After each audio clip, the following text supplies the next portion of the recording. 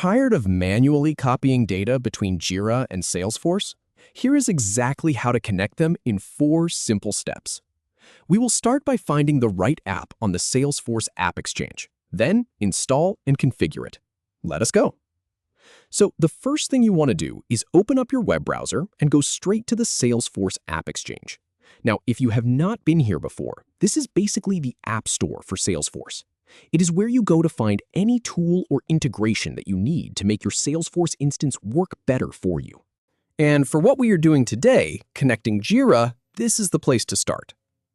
Once you are on the AppExchange homepage, you will see a search bar right at the top. Go ahead and click into that search bar and type in the word Jira. Just Jira. This is the simplest search you will do all day. Now, a drop-down menu will appear with a few suggestions. You want to click on the one that just says Jira. That will take you to the search results page, which will show you all the different Jira-related apps available. There might be a few options here, but do not worry about that. You are looking for the official Jira integration app. Go ahead and click on that listing for the Jira app.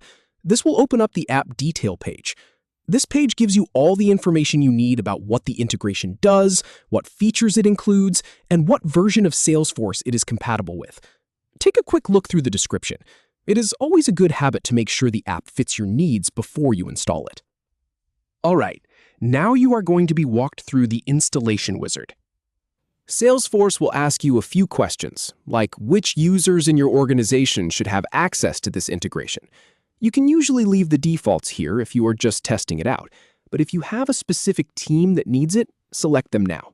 Then go ahead and click Install. This might take a moment to process. Be patient. So now that the app is installed, it is time for the configuration. This is the heart of the whole process. You will need to log into your Jira account from within Salesforce to establish the connection. The integration will ask for your Jira instance URL, and then it will guide you through an OAuth authorization. That is just a secure way of giving Salesforce permission to talk to your Jira data without you ever sharing your password. I have tested this setup a few times, and this part is usually straightforward. Just follow the prompts on the screen. After you have authorized the connection, you get to decide what data actually syncs. Do you want new Jira issues to automatically show up as Salesforce cases? Do you want updates to a Salesforce opportunity to create a Jira ticket? This is where you map those fields and set your rules. Take your time here to get it right. Finally, let us test it. Create a new test issue in Jira and see if it appears in Salesforce, or update a record in Salesforce and check if it shows up in Jira. When you see that data moving automatically between the two platforms, that is the moment it all clicks. No more manual copying, no more missed updates. And that is it. From silos to seamless sync in just a few minutes. Now your sales and engineering teams can talk to each other without you having to play messenger. Thanks for watching.